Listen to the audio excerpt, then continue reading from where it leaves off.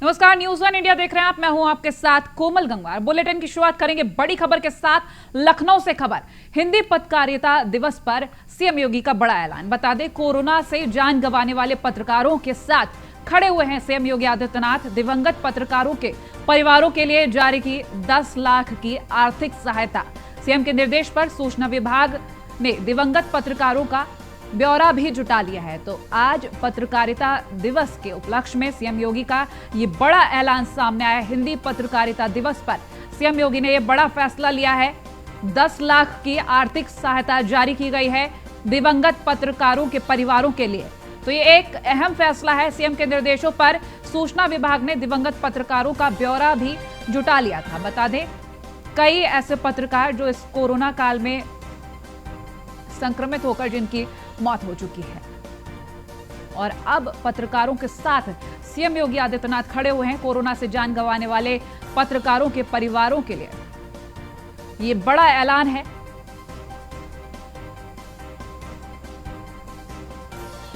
संवाददाता एसके वाजपेयी हमारे साथ फोन लाइन पर जुड़ गए अधिक जानकारी के साथ। एसके, ये बड़ा ऐलान है, कहीं ना कहीं बड़ी राहत मिलेगी उन दिवंगत पत्रकारों के परिजनों को। बिल्कुल निश्चित है, क्योंकि जिस तरीके से कोरोना के काल के दौरान बड़े पैमाने पर पत्रकार संक्रमित हुए थे और बड़े पैमाने पर पत्रकारों की मौत भी उत्तर प्रदेश और लखनऊ में हुई है, तो कहीं ना कहीं उस पूरे मामले पर मुख्यमंत्री योगी आदित्यनाथ ने अपनी संवेदना व्यक्त की है। और आज पत्रकारिता दिवस पर मुख्यमंत्री योगी आदित्यनाथ ने उत्तर प्रदेश सूचना विभाग से ऐसे सभी पत्रकारों की सूची मांगी थी। उस सूची में उनके दिवंगत परिजनों को 10 लाख रुपए की आर्थिक सहायता देने के इस सूची में कुल कितने पत्रकार बताए जा रहे हैं? इसमें जो अभी पत्रकार है वो सिर्फ लखनऊ के पत्रकार जो मान्यता प्राप्त थे वो शामिल किए गए हैं, क्योंकि उत्तर प्रदेश सरकार जिनको राज्य मुख्यालय की मान्यता दे रखी है, ऐसे पत्रकारों की सूची सूचना विभाग ने दी है, उनको सरकार की तरफ से मदद दी जा रही है। हालांकि जो पत्रकार गैर मान्यता प्राप्त है, अभी उनके लिए भी उम्मीद है कि जल्द ही उत्तर प्रदेश सरकार की तरफ से घोषणा होगी। हालांकि ये जो उत्तर प्रदेश सरकार के मान्यता प्राप्त पत्रकार है, उनको सरकार बहुत शुक्रिया तमाम जानकारी के लिए।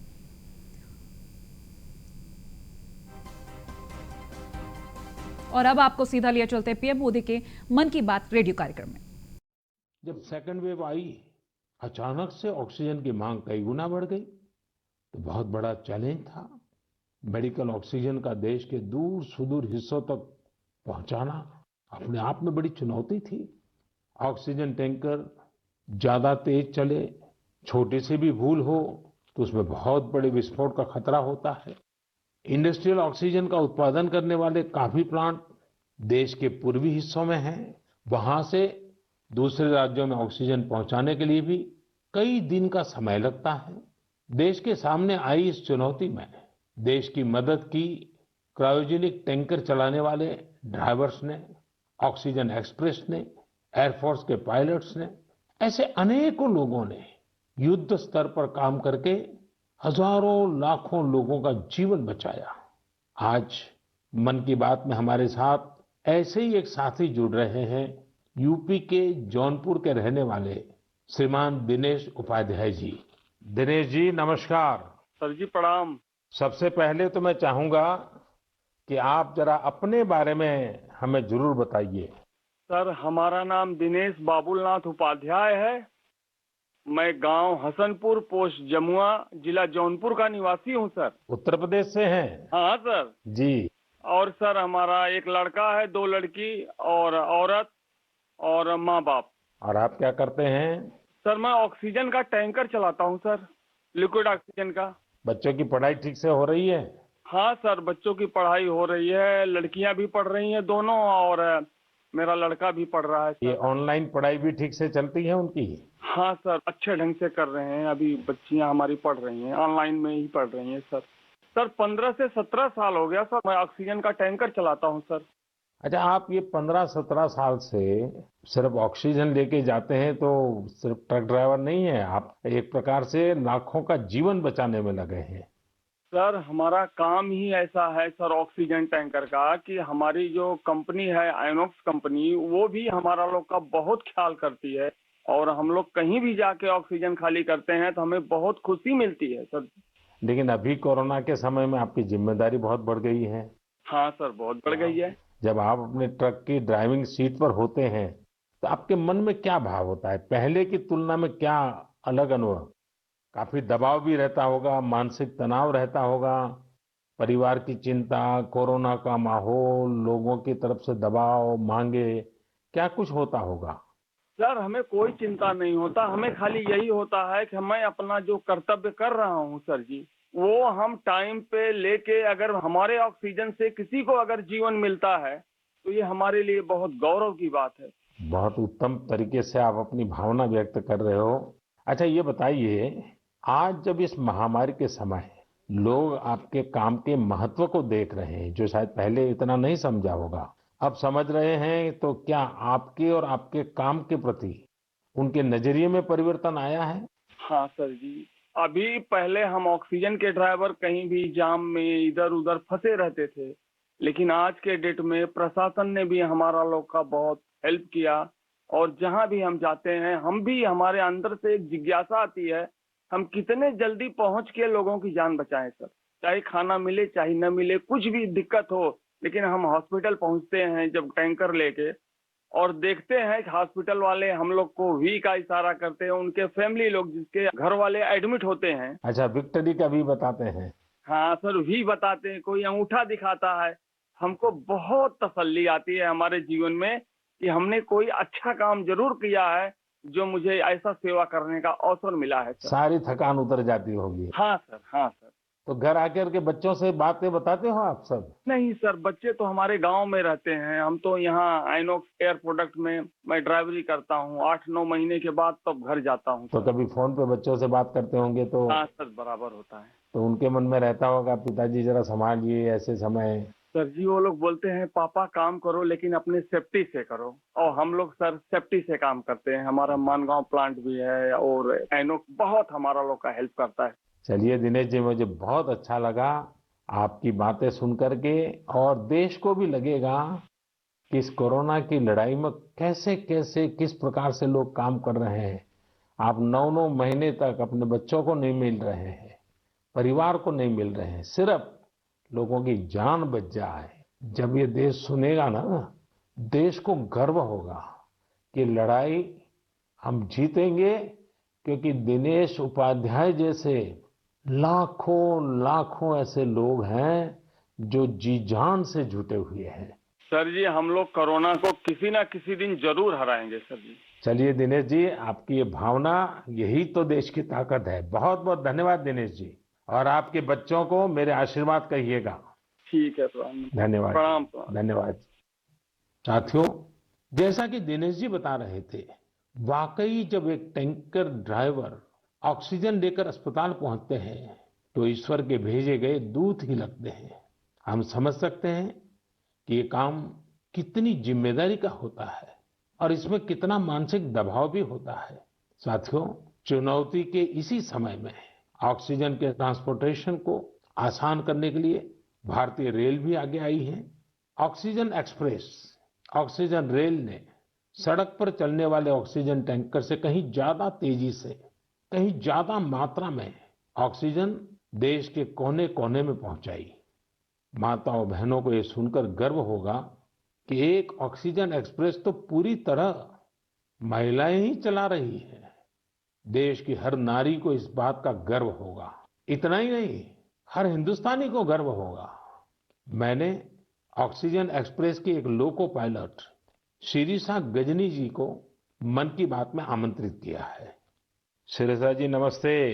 नमस्ते सर, कैसे है सर? मैं बहुत ठीक हूँ शिरीषा जी। मैंने सुना है कि आप तो रेलवे पायलट के रूप में काम कर रही है, और मुझे बताया गया कि आपकी पूरी महिलाओं की टोली ये ऑक्सीजन एक्सप्रेस को चला रही है। शिरीषा जी, आप बहुत ही शानदार काम कर रही हैं। कोरोना काल में आपकी तरह अनेक महिलाओं ने आगे आकर कोरोना से लड़ने में देश को ताकत दी है। आप भी नारी शक्ति का एक बहुत बड़ा उदाहरण है। लेकिन देश जानना चाहेगा, मैं जानना चाहता हूँ कि आपको ये मोटिवेशन कहाँ से मिलता है? सर मुझको मोटिवेशन मेरा फादर मदर भी है सर। मेरा फादर गवर्नमेंट एम्प्लॉय है sir. Actually I am having 2 elder sisters sir. We are 3 members, ladies only. But my father giving very encourage to work. My first sister doing government job in bank work. and I am settled in railway. My parents only encouraging me. अच्छा शिरीषा जी, आपने सामान्य दिनों में भी railway को अपनी सेवाएं दी हैं, ट्रेन को स्वाभाविक चला है, लेकिन जब ये एक तरफ ऑक्सीजन की इतनी मांग और जब आप ऑक्सीजन को लेके जा रही है तो थोड़ा जिम्मेदारी भरा काम होगा, थोड़ी और जिम्मेवारी होगी। सामान्य गुड्स को ले जाना अलग बात है, ऑक्सीजन तो बहुत ही डेलिकेट भी होती है चीजें, तो क्या अनुभव आता था? मैं हैप्पीली फील किया ये काम करने के लिए। ऑक्सीजन स्पेशल देने के टाइम में सभी देखिए, सेफ्टी का wise, formation wise any leakage है। नेक्स्ट, इंडियन रेलवे भी सपोर्टिव है सर। ये ऑक्सीजन चलाने के लिए मुझको ग्रीन पाथ दिया, ये गाड़ी चलाने के लिए 125 किलोमीटर 1.5 आवर में रीच हो गया। इतना रेलवे भी रेस्पॉन्सिबिलिटी ले लिया, मैं भी रेस्पॉन्सिबिलिटी है सर। वाह, चलिए शिरसा जी, मैं आपको बहुत बधाई देता हूं और आपके पिताजी माताजी को विशेष रूप से प्रणाम करता हूं, जिन्होंने तीनों बेटियों को इतनी प्रेरणा दी और उनको इतना आगे बढ़ाया और इस प्रकार का हौसला दिया है।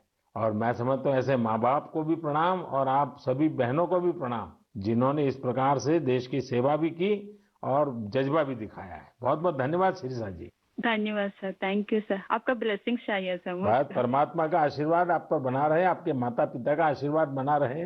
धन्यवाद जी। धन्यवाद सर। साथियों, हमने अभी शिरीषा जी की बात सुनी। उनके अनुभव प्रेरणा भी देते हैं, भावुक भी करते हैं।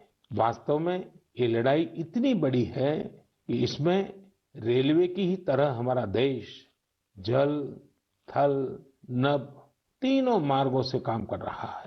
एक और खाली टैंकर्स को एयरफोर्स के विमानों द्वारा ऑक्सीजन प्लांट तक पहुंचाने का काम हो रहा है। दूसरी ओर नए ऑक्सीजन प्लांट बनाने का काम भी पूरा किया जा रहा है। साथ ही विदेशों से ऑक्सीजन, ऑक्सीजन कंसंट्रेटर्स और क्रायोजेनिक टैंकर्स भी देश में लाए जा रहे हैं। इसलिए इसमें नेवी भी लगी, एयरफोर्स भी लगी, आर्मी भी लगी और डीआरडीओ जैसी हमारी संस्थाएं भी जुटी हैं। हमारे कितने ही वैज्ञानिक, इंडस्ट्री के एक्सपर्ट्स और टेक्नीशियन भी युद्ध स्तर पर काम कर रहे हैं। इन सब के काम को जानने की, समझने की जिज्ञासा सभी देशवासियों के मन में है। इसलिए हमारे साथ हमारी एयरफोर्स के ग्रुप कैप्टन पटनायक जी जुड़ रहे हैं। पटनायक जी, जय हिंद। सर जय हिंद। सर मैं ग्रुप कैप्टन ए.के. पटनायक हूँ, वायुसेना स्टेशन हिंडन से बात कर रहा हूँ। पटनायक जी, कोरोना से लड़ाई के दौरान आप बहुत बड़ी जिम्मेवारी संभाल रहे हैं। दुनिया भर में जाकर के टैंकर लाना, टैंकर यहाँ पहुंचाना। मैं जानना चाहूंगा कि एक फौजी के नाते एक अलग प्रकार का काम आपने किया है।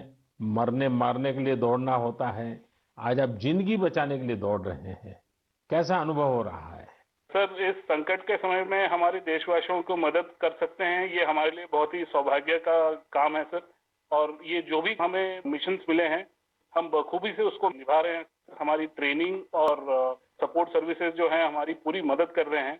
और सबसे बड़ी चीज है सर, इसमें जो हमें जॉब सेटिस्फैक्शन मिल रही है वो बहुत ही हाई लेवल पे है और इसी की वजह से हम कंटिन्यूअस ऑपरेशंस कर पा रहे हैं। कैप्टन, आप इन दिनों जो प्रयास किए हैं और वो भी कम से कम समय में सब कुछ करना पड़ा है, उसमें अभी इन दिनों क्या रहा आपका?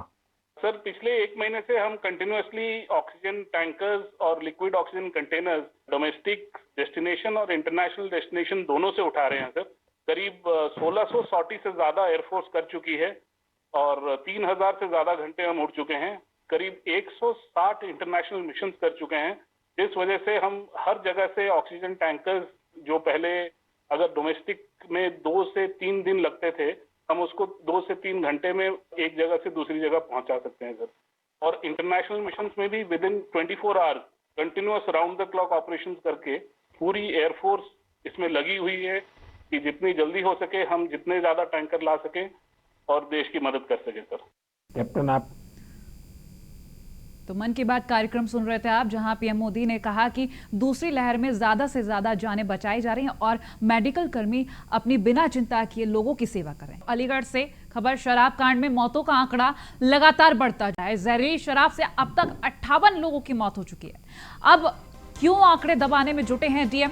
जिला प्रशासन सारा जिम्मा आबकारी विभाग पर क्यों डाल रहा है? अलीगढ़ का लोकल LIU क्यों फेल हो गया? माफिया को शय देने में पुलिस की कोई भूमिका नहीं। लगातार ये सवाल खड़े हो रहे हैं। मौतों का आंकड़ा लगातार बढ़ रहा है। शराब कांड में अब तक 5 एफआईआर दर्ज की गई हैं। वहीं 20 आरोपियों को नामजद किया गया है। पुलिस ने अब तक 6 आरोपियों को गिरफ्तार किया है। अनिल चौधरी, ऋषि शर्मा और विपिन यादव मुख्य अभियुक्त बनाए गए हैं। ऋषि शर्मा और विपिन यादव 50-50 हजार के इनाम इन पर घोषित किए गए हैं। और बता दें, पुलिस ने ऋषि शर्मा की पत्नी और भाई कपिल शर्मा को भी गिरफ्तार किया है। पुलिस ने अब तक 6 आरोपियों को गिरफ्तार कर लिया है। ऋषि और विपिन की तलाश में पुलिस की दबिश लगातार जारी है। अलीगढ़ शराब कांड की मजिस्ट्रियल जांच शुरू हो गई है।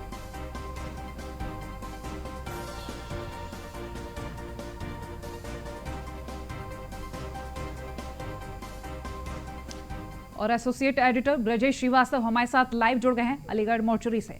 ब्रजेश, लगातार आंकड़ा बढ़ता ही जा रहा है, लेकिन जो रिपोर्ट देखी जाए उसमें आंकड़ा उतना का उतना ही है। फिलहाल आप जहां पर है वहां की स्थिति क्या है? देखिए कोमल, सबसे पहले मैं आपको जरा एक तस्वीर दिखाता हूं पोस्टमार्टम सेंटर के बाहर की।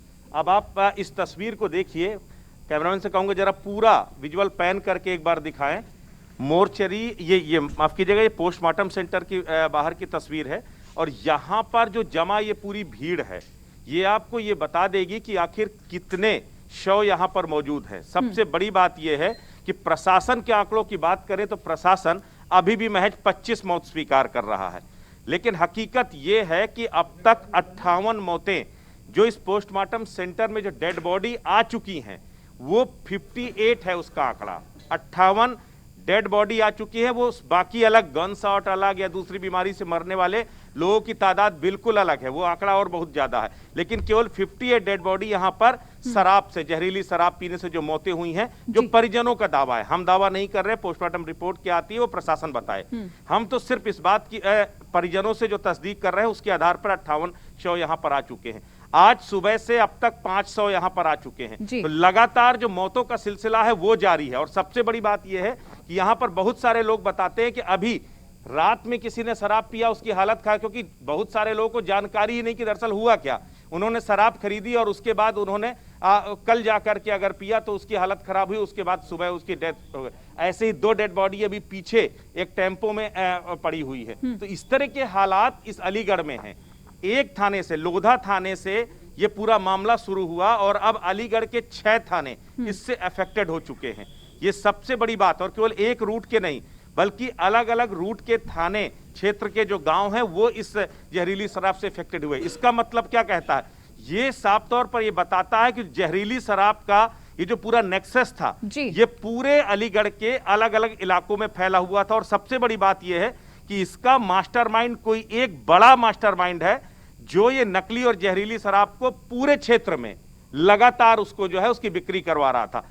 ये हरियाणा बॉर्डर तक यानी टप्पल तक ये मामला पहुंच चुका है। तो अब आप सोचिए, हरियाणा से नकली शराब, हरियाणा से हरियाणा की शराब स्मगल होकर के हमेशा से अलीगढ़ में आती रही है, लेकिन अब नकली शराब और जहरीली शराब जिस तरीके से यहां पर आई, ये अपने आप में बेहद ही हैरान कर देने वाली बात है। फिलहाल जांच चल रही है, पुलिस की भी जांच चल रही है और मजिस्ट्रेटियल जांच भी चल रही है। अब उस जांच में कितने गुनहगार सामने आएंगे, कितने आरोपी बनाए जाएंगे, ये तो बात की बात होगी। लेकिन अभी कार्रवाई के नाम पर 5 आबकारी विभाग के अगर अधिकारी और कर्मचारियों को लिया जाए और 1 लोधा थाने के एसओ को लिया जाए तो कार्रवाई के नाम पर सिर्फ अभी इतना कुछ हुआ है। ये तो सिर्फ खानापूर्ति से लग रही है ब्रजेश, क्योंकि आबकारी विभाग के जो अधिकारी जिनके खिलाफ कार्रवाई की गई है और सिर्फ 1 एसओ के खिलाफ कार्रवाई की गई, ये तो खानापूर्ति से लग रही है, क्योंकि इतना बड़ा आंकड़ा सामने आ गया। कोमल, सबसे बड़ी बात यह है कि 6 थानों में आपकी जहरीली शराब के मामले आए। अगर इन 6 थानों में जहरीली शराब के मामले आए तो क्या इन 6 थानों में अगर ये जहरीली शराब बिक रही थी, डुप्लीकेसी, ब्रांड डुप्लीकेसी हो रही थी, तो क्या वहां के एसओच को नहीं मालूम था? क्या वहां के चौकी इंचार्ज को नहीं मालूम था? वहां के जो बीट कांस्टेबल है या हल्का इंचार्ज है उसको नहीं मालूम था? ये आप मान नहीं सकते। दूसरी बात, क्या प्रशासनिक तंत्र बहुत लोअर कैटेगरी से, बड़ा सवाल यही होता है कि एडीएम का भी नाम है और अब इनके जूनियर अधिकारियों के बारे में अगर हम बात करें और इतना बड़ा एक आंकड़ा सामने आ गया, शराब कांड ने इतना तूल पकड़ लिया, सीएम योगी आदित्यनाथ ने भी निर्देश दे दिए, लेकिन फिर भी खानापूर्ति की जा रही है। ये बड़ा सवाल है प्रशासन के ऊपर, क्यों आखिर तेजी से कार्रवाई नहीं की जा रही, क्यों आखिर अलग अलग थानों की जांच अलग तरीके से नहीं की जा रही है? देखिए, सबसे बड़ी बात यह है कि आपको प्रथम दृष्टया अगर आपको ईमानदारी से जांच करनी है, आप ये सोचिए जिन पर आरोप के छींटे हैं, जिन पर इन 58 लोगों के मौत के जो जिम्मेदार हैं, वो एक सीरीज है। मैं ये नहीं कह रहा कि कौन जिम्मेदार है कौन नहीं, लेकिन कम से कम उसी लेयर में से तो लोग जिम्मेदार हैं, वो उसी माफियाओं के साथ मिले हुए हैं। तो अगर वो पूरी लेयर अभी मौजूद है, अभी भी वही कर्मचारी, वही पुलिसकर्मी, अगर वही लोग वहां पर तैनात रहेंगे तो फिर जांच तो प्रभावित होगी। और दूसरी बात यह है कि जिला प्रशासन, चाहे स्थानीय प्रशासन से लेकर के जिला प्रशासन तक कटघरे पर है, और जांच कौन कर रहा है? जनपद का ही एडीएम मजिस्ट्रेटियल जांच कर रहा है। आप ये सोचिए कि जिन पर आरोप के छींटे हैं, मैं ये नहीं कह रहा एडीएम के ऊपर आरोप है, लेकिन आप उसी जिला प्रशासन की इकाई के हिस्से तो हो ना। आरोप तो कहीं ना कहीं नीचे से लेकर ऊपर तक है। अगर मजिस्ट्रेटियल जांच भी उन्हीं के जरिए होगी तो वो अपने सहयोगियों को, यानी अपने जूनियर अधिकारियों को या फिर अपने से सीनियर बंदे को क्या वो एलिगेट कर पाएंगे? तो आप कितनी मजिस्ट्रेटियल जांच को कितने निष्पक्ष तरीके से कर पाओगे? सवाल ये है। सबसे बड़ी बात यह है कि अगर वाकई में इस पूरे नेक्सस को तोड़ना है, आपको ये इंश्योर करना है कि इसके आगे बेगुनाहों की मौतें ना हो, बेगुनाहों की जानें ना जाएं, तो आपको जरूरी है उन तमाम, चाहे वो पॉलिटिशियन हो, चाहे वो एडमिनिस्ट्रेशन से हो, चाहे वो पुलिस से हो, या फिर आबकारी, या फिर जो है इन माफियाओं के बीच में, आपको इस नेक्सस को तोड़ने के लिए आपको उनको आइडेंटिफाई करना होगा, एक्चुअल जो सही तरीके से, निष्पक्ष तरीके से जांच करनी होगी, और यह समझना होगा कि आखिर कौन कौन इन पूरे तस्करों के साथ मिल करके ये पूरा मौत का ये जो पूरा खेल है वो रच रहे थे। तो ये इसके लिए जरूरी है ईमानदारी से जांच हो। लेकिन सवाल कैसे निष्पक्षता से जांच होगी जब वही प्रशासनिक यूनिट उसको जो है इन्वेस्टिगेट करेगी? सवाल इस बात को लेकर के भी है। ठीक, जिनके ऊपर आरोप है कि इन माफियाओं के साठगांठ किए थे, वही जांच करेंगे तो सच कितना सामने आएगा। बिल्कुल ठीक बात, क्योंकि जिस टीम पर जिम्मा दिया है उस टीम का भी नाम शामिल है। बहुत शुक्रिया तमाम जानकारी हम तक पहुंचाने के लिए। और फिलहाल रुक रहे हैं एक छोटे से ब्रेक के लिए, जल्द हाजिर होंगे।